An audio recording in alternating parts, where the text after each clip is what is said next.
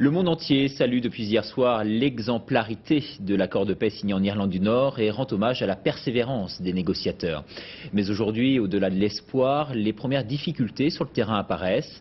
Mais Mona Interman et Jean-Jacques Buty se sont rendus dans le camp protestant. Pour eux, voilà ce qu'il reste de l'accord. Un papier déchiré. Ils sont un petit groupe d'irréductibles, mais cet après-midi, les injures pleuvent. Traîtres, complices d'assassins. Ce sont pourtant leurs élus qui passent. Ce fut encore une rude journée pour David Trimble, le leader du principal parti protestant.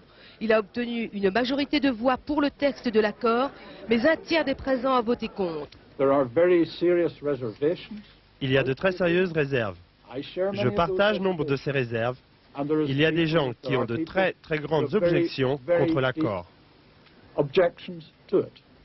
Les opposants à l'accord éprouvent un sentiment d'abandon, l'idée d'une trahison sur l'autel de l'histoire.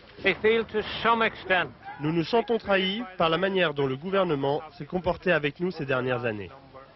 C'est la récompense pour ce que nous avons fait pour la mère patrie au cours des dernières guerres. La nostalgie d'un temps où ils étaient les maîtres est amère. Et d'ailleurs, beaucoup préfèrent ignorer que la reine elle-même a dit sa satisfaction après l'accord. Ici, c'est l'Irlande britannique. C'est une terre britannique. Ceux qui ne sont pas d'accord, dehors. David Trimble a trahi les gens. Il s'est assis avec les assassins. Il s'est assis avec Gerry Adams. Dans les rues de Belfast, cet après-midi, les associations protestantes s'exerçaient avant les grandes marches de l'été. Cette année, elles devraient théoriquement provoquer moins de violence, mais rien n'est sûr.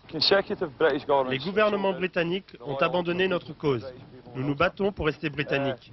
Nous sommes préparés à continuer le combat.